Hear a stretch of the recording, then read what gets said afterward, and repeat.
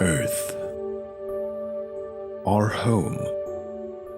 Over the course of history, we've constantly learned more and more about our planet. Humanity's endless curiosity for the unknown has led us to explore the far reaches beyond the horizon. When that wasn't enough, we took to the skies and even ventured beyond it. But there is one place that remains a mystery, a place where darkness brings a new meaning to the word, the ocean.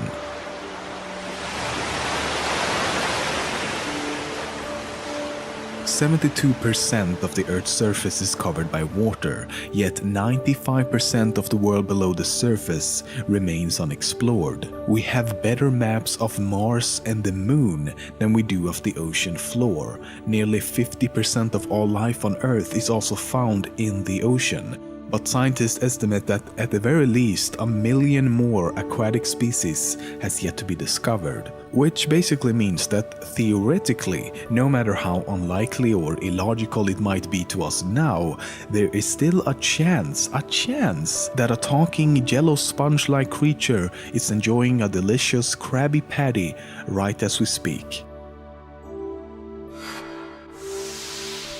If you've ever flown with a commercial airline and tried to look out the window, things will look pretty small, obviously, but keep that distance in mind. Now imagine that you're on a boat and instead of seeing the ground from high up in the air, you see the ocean floor from the surface.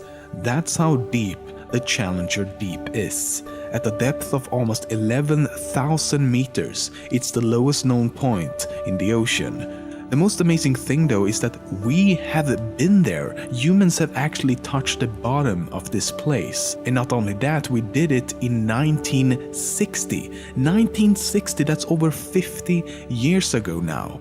Humans would not visit again until 52 years later, when in 2012, James Cameron, the famous movie director, actually ventured down to the bottom himself. Marine animals have something called cleaning stations. At these stations, fish, sharks, turtles, and other aquatic life congregate to be cleaned by smaller shrimp and fish-like creatures. When the animal approaches the cleaning station, it will open its mouth and position its body in such a way as to signal that it needs cleaning. The cleaner fish will then remove and eat the parasites from the skin and even swim into the mouth and gills of any fish being cleaned. For decades now, scientists have been tracking a mysterious song heard in the depths of the ocean. The song-like sounds have been identified as belonging to a single male whale trying to communicate with others. The problem is that he produces sounds at a frequency of around 52 Hz, but most other whale species sing at frequencies much lower, between the 15 and 25 Hz range. Thus, his singing goes unnoticed no matter how hard he tries, and it's been named the loneliest whale in the world, which coincidentally sounds like a perfect title for a Pixar movie. It's been estimated that roughly 3 million shipwrecks is right now resting at the ocean floor. As they slowly sank beneath the surface, never to be seen again, they carried with them all their cargo, their gold, everything. So as we speak, there are several billions worth of treasures waiting to be found at the bottom of the ocean. In 2012, a video from an oil rig in the Gulf of Mexico spotted a highly unusual and surreal-looking creature.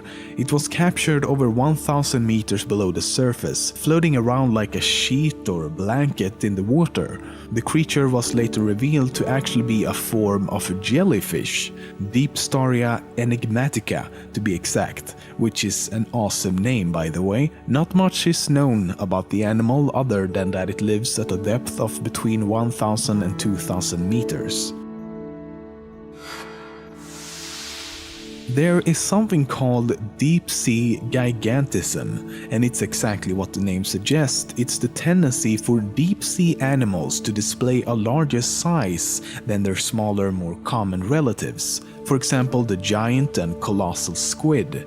The colossal is the larger of the two and can grow up to 14 meters long, the average length of a freaking bus. Another example is the Japanese spider crab with a maximum leg span of almost 4 meters. There's also the giant oarfish, which can become over 17 meters long, and the giant isopod, which looks absolutely enormous compared to its smaller relatives. It's not exactly known what is causing the creature's increased size.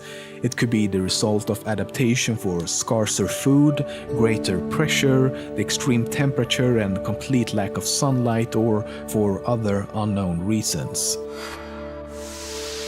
In early 2013, 3 days after a ship had capsized just outside the coast of Nigeria, a team of divers was sent down to look for the dead bodies of the ship's crew. What they did not expect to find was someone still alive. The ship's cook, Harrison Okene, had in complete darkness survived for 3 days in a small pocket of air 30 meters below the surface. The only thing he had was a bottle of Coca-Cola. His rescue was also captured on film and has gone quite viral ever since. The Bermuda Triangle has long been considered to be a mysterious place with strange paranormal activity. A place where ships and aircrafts alike mysteriously disappear, never to be seen again. This is not the case at all. Officially, the triangle is not even considered to exist. In fact, the Bermuda Triangle has as many disappearances as any other region of the ocean of similar size. And a lot of the supposed mysteries about the place even happened outside of the triangle. The only reason it's considered paranormal is the work of popular culture. It should come as no surprise that water pollution is a big problem all around the world today.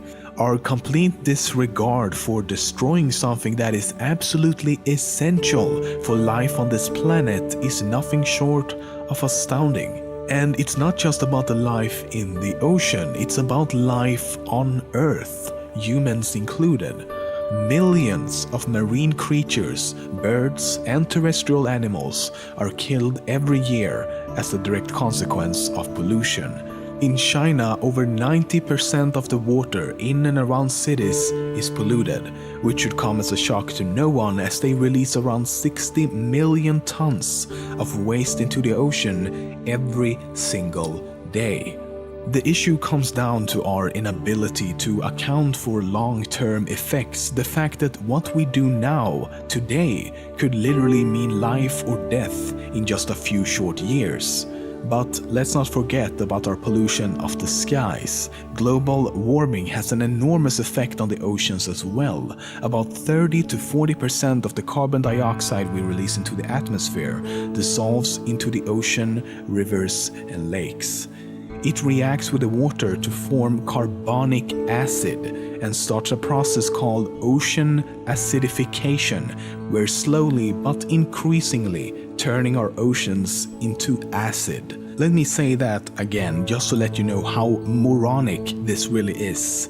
We are knowingly destroying something that is crucial to our survival and probably the reason we even exist in the first place, by turning it into fucking acid.